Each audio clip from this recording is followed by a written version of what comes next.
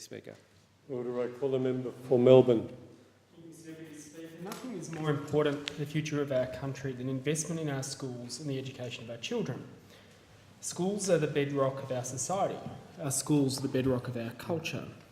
Our schools are the bedrock of our economy.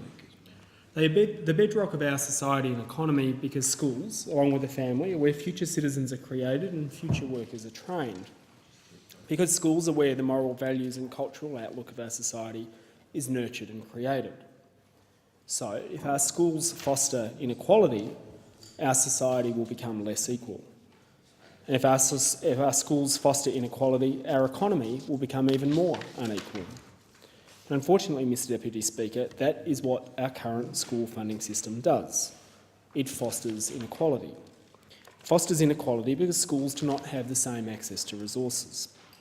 It fosters inequality because school fees are a barrier to who can attend one school and not another. And it fosters inequality because many who already have substantial resources are able to make a choice about which school their child attends. And this, Mr Deputy Speaker, is the reality of our education system at the moment. And the primary driver of this inequality is the level and distribution of funding to schools. And in particular, the failure to give every child access to a high-quality public education as a right. The budget constraints under which our government schools operate mean that primary schools have to make choices between employing additional staff to support students with learning difficulties or employing a specialist science or language teacher to give primary school students early expertise in these areas. Secondary schools have to choose between offering physics or providing extra computers or iPads for disadvantaged students. And at a time when we face a collapse in science and maths participation at every level of education, we need to see more support for science and maths, not less. Schools should not be forced to make these sorts of choices. And this flows on, Mr Deputy Speaker, to the choices that parents make. I know parents in my electorate, where we do not have a well-funded, wealthy, private secondary school, are nonetheless sending their students outside the electorate, sometimes paying significant private school fees. And what they tell me is that they are doing it because they believe they have to make a forced choice, and they do not believe, rightly or wrongly, that they can get access to the kind of secondary education that they want within the electorate.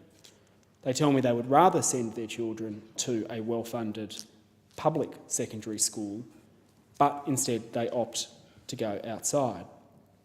Now, it is these kind of failures that the recommendations of the Gonski Review, if properly implemented, will start to address. Gonski would mean schools would be given a base level of funding per student that would be adequate to provide a high-quality education. Schools that have students with various forms of disadvantage would receive a loading on the funding per student to assist with addressing that disadvantage. Now, these reforms, if implemented, would see a big boost to public education. It would also see additional funding to many Catholic and other independent schools, such as the schools in my electorate, that have large numbers of disadvantaged students. My electorate of Melbourne has 56 schools attended by 16,000 students. 2/3 of the students in Melbourne attend one of the 31 government schools in the electorate. 40%, that is 6,200, attend one of 24 government primary schools. Over half of the government primary schools in my electorate of Melbourne are in suburbs with a SEIFA index indicating disadvantage. At the same time, the population of Melbourne is expanding, and schools that were closed during the Kennedy era are now sorely missed. So the Gonski reforms are crucial to my electorate and could start us on the path to a more equal education system and a more equal Australia. The Greens welcomed the government finally agreeing that Gonski should be implemented.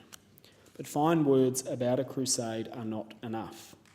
Now we need to see the money put on the table. As the Australian Education Union said at the time of the recent announcement, I quote, "Today's announcement is an acknowledgement that the current funding arrangements are failing our children and must be scrapped. What is now required is for the federal government and state and territory leaders to demonstrate their commitment to our children and agree on the changes and additional investment required.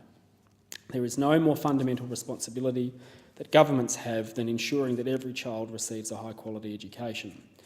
Our children should have first call on the budget, not be told there isn't the money available to deliver every one of them a high-quality education. The price of failing to act will be enormous. That price will be paid by children. It will be paid by communities, and it will be paid by our country in reduced prosperity and reduced opportunities. They went on to say that international research shows the benefits of investing in equity in education significantly outweigh the costs. Any leader who does not sign on to school funding reform will be sending a clear message to parents about their unwillingness to act in the interests of children. Teachers and principals were disappointed in the 6-year transition to full funding under a new system. The urgent need for additional resources was clearly established by the Gonski Review, and all ways to speed up the transition should be considered. The task of lifting our overall performance and closing achievement gaps is dependent on the resources being available for our schools. It's what the Education Union said in response to the recent announcement, and I agree with them.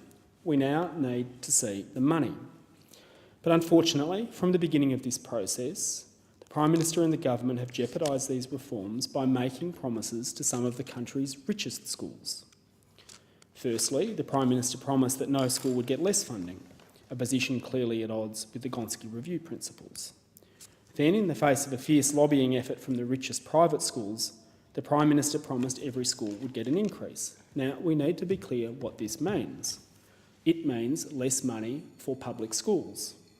It also means less money for disadvantaged Catholic and other independent schools, such as the many schools in my electorate. And it means more money for the richest schools in the country. And ultimately, that means more inequality in our schooling system and in our society, because every extra dollar that goes to Scotch College or King's College is one less dollar for a disadvantaged student in a public school.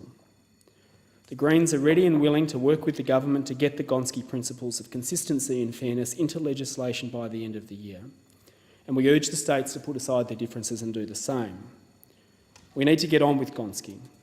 With a fairer funding system in place for next year or year after 2014, we will all be winners, our kids, our teachers and our nation alike. But the Greens want to make absolutely sure that the greatest beneficiaries of the school funding reform are those schools that have been suffering from chronic underfunding for so many years. So the details will be crucial, such as how much money will flow, when it will be allocated and who will get it first. A true commitment to needs-based funding has to see public schools, and especially those the most disadvantaged, get the money ahead of everyone else. This is vital if we want to start correcting years of inequity in our system and build a fairer, smarter country.